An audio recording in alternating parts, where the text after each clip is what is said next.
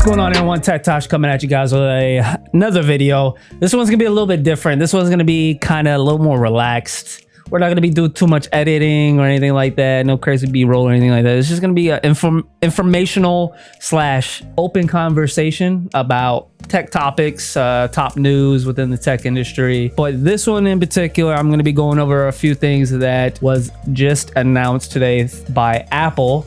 This is gonna be Apple's event where they introduce some new products. I'm gonna open this up real quick. All right, so at the Apple event, we're gonna start off with the first thing that they talked about.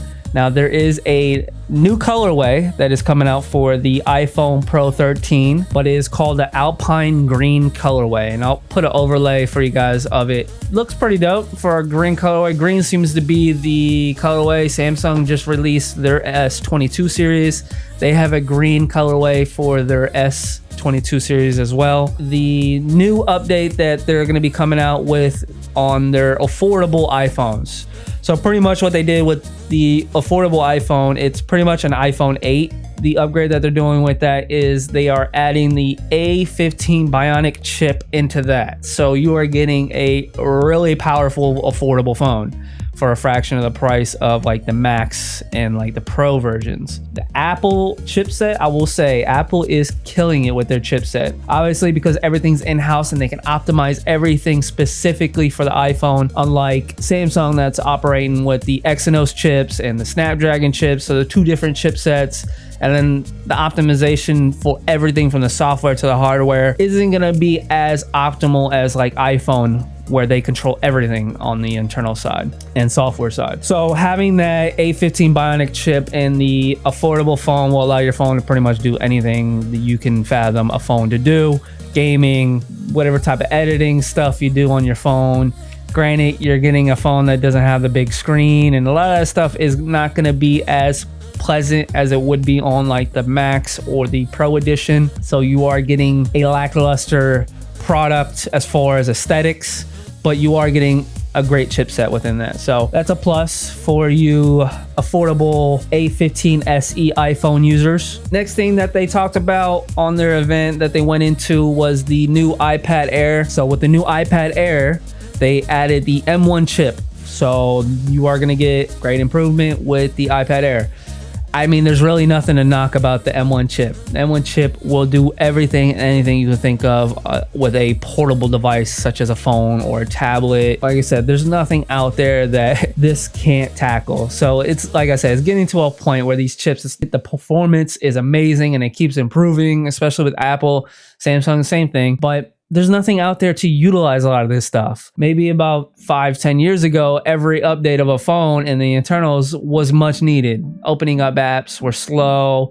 Multitasking was slow. I mean, we're at a point now. It's like there's really nothing drastic a phone or a tablet or anything can really do besides them improving software-based stuff. But yeah, the iPad Air is getting the new M1 chip for improved performance. So that's a plus there.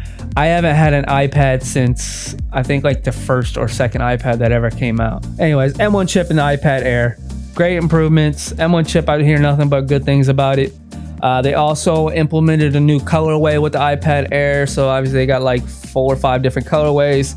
This is another colorway that Samsung and Apple are now utilizing. It's called the new blue colorway. I don't know what the blue is called. It's a blue colorway. And they're having that start out at $599 for the iPad Air with the M1 chip inside that. So not bad. $599 starting rate for an iPad Air with the M1 chip that literally can tackle any task from, you know, they showed in the video of like editing videos. I think they're doing some updates on their video editing software. A couple things that they talked about with that. So the M1 chip will be able to handle that with ease. Definitely no throttling there with the M1 chip. Next thing they talked about is the new update with their M1 chip. So they just keep improving on the M1 chip.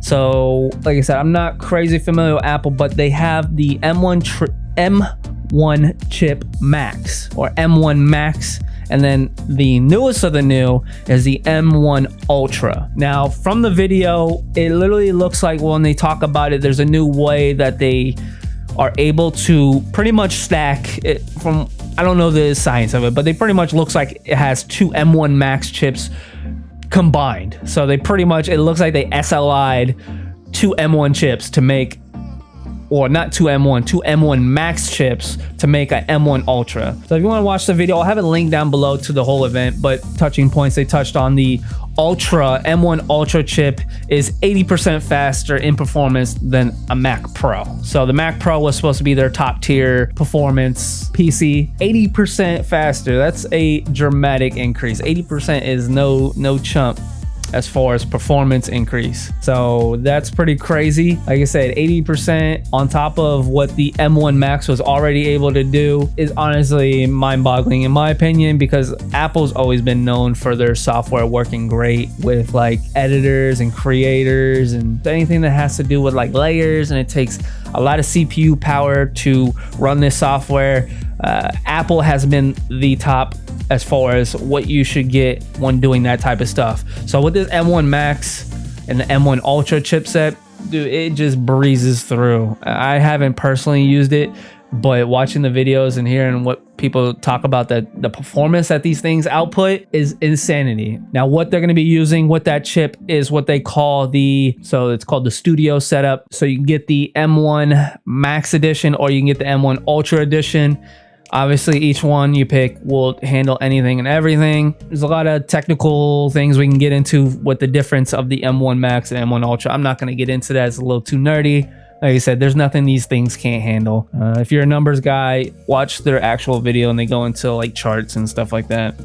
But yeah, so the Studio display is also another thing that they announced. It's a 27-inch 5K active display. So you have 27 inches of active area to interact with and touch and stuff like that. So that's cool. Crazy expensive. I think this monitor with the stand, basic stand, is like $1,500. Insanity. And then they have like an upgraded stand that has like the swivel, the pole, tilt, all that other stuff. I know that's crazy expensive too. And that's really it. I mean, they touched on a few updates that they did with each of their products. So you got the iPad update, you got the iPhone 13 Pro update with the colorway. You got the new PC Studio setup. They're calling it the Studio edition. Whether you get the Max M1 chip or you get the M1 Ultra, crazy fast performance. Nothing to knock on that. Like I said, it's just whether you have the money to spend. That's really what it comes down to. There's nothing you can really nitpick other than if you like the software and if you got the money. And then of course their crazy expensive Studio display to go with that Studio desktop. But that's pretty much it for the Apple event today. Not too much more to talk about. Be sure to hit that subscribe button, guys. Hit that like button. If you have anything that you liked about the Apple event, let me know what it is that you were interested in or interested in getting. As always, this is Tosh. I'll see y'all in the next video. Y'all stay nerdy. Peace.